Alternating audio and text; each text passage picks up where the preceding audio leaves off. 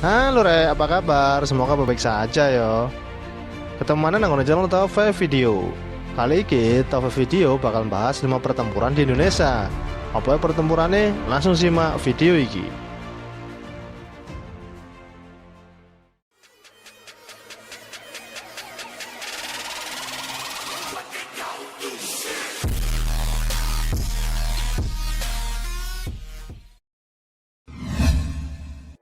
Yang pertama, kedatangan tentara Jepang ke Indonesia.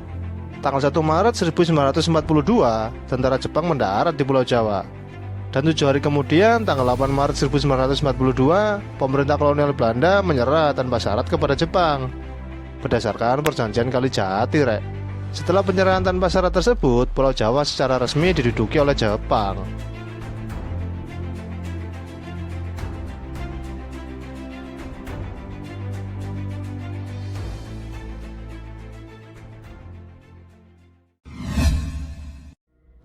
Sing keloro, kedatangan tentara Inggris dan Belanda. Setelah kekalahan pihak Jepang, raja dan pejuang Indonesia berupaya melucuti senjata para tentara Jepang. Maka timbullah pertempuran-pertempuran yang memakan banyak korban di banyak daerah. Ketika gerakan untuk melucuti pasukan Jepang sedang berkorbar, tanggal 15 September 1945, tentara Inggris mendarat di Jakarta, kemudian mendarat di Surabaya pada tanggal 25 Oktober 1945. Tentara Inggris datang ke Indonesia tergabung dalam AFNEI, Alliance Foreign Netherlands East Indies, atas keputusan dan atas nama Blok Sekutu, dengan tugas untuk melucuti tentara Jepang, membebaskan para tawanan perang yang ditahan Jepang, serta memulangkan tentara Jepang ke negerinya. Namun, selain itu, tentara Inggris yang datang juga membawa misi mengembalikan Indonesia kepada administrasi pemerintahan Belanda sebagai negeri jajahan Hindia Belanda, Rek. Nica Netherlands Indies Civil Administration ikut membonceng bersama rombongan tentara Inggris untuk tujuan tersebut.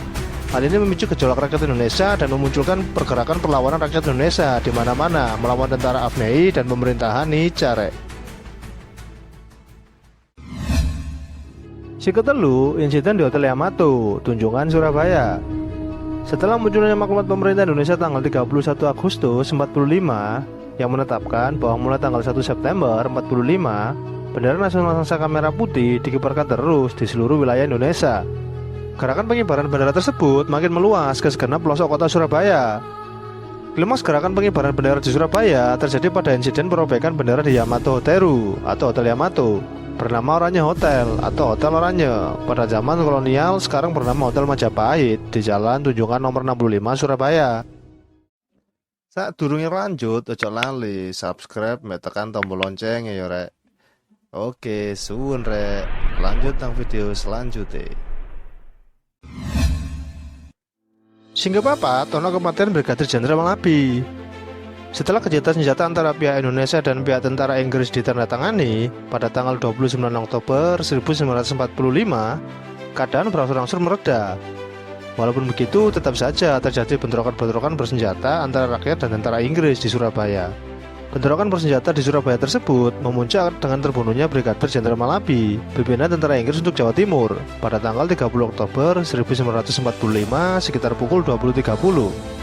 Mobil bus yang ditumpangi Brigadir Jenderal Malabi berpapasan dengan sekelompok milisi Indonesia ketika akan melewati Jembatan Merah. Kesalahpahaman menyebabkan terjadinya tembak-menembak yang berakhir dengan tewasnya Brigadir Jenderal Malabi oleh tembakan pistol seorang pemuda Indonesia. Kematian Malabi ini menyebabkan pihak Inggris marah kepada pihak Indonesia dan berakibat pada keputusan pengganti Malabi, Mayor Jenderal Eric Garden, untuk mengeluarkan ultimatum 10 November 1945 untuk meminta pihak Indonesia menyerahkan persenjataan dan menghentikan perlawanan pada tentara AFNEI dan administrasi Nica. Sing kelima, ana semboyan merdeka atau mati. Ultimatum disebarkan melalui pamflet udara oleh tentara Inggris membuat rakyat Surabaya sangat marah. Nyaris seluruh sudut kota Surabaya dipenuhi pemuda dan kelompok bersenjata.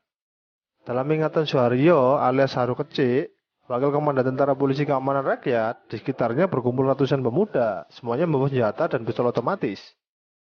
Haru Kecik mengatakan bahwa mereka yang disebut tidak lengkap membawa granat. Pertemuan pemuda dan kelompok bersenjata di Surabaya memutuskan mengangkat Sungkono sebagai komandan pertahanan kota Surabaya dan mengangkat Surahman sebagai komandan pertempuran. Dari sini muncul semboyan merdeka atau mati dan Sumpah Pejuang Surabaya sebagai berikut isinya.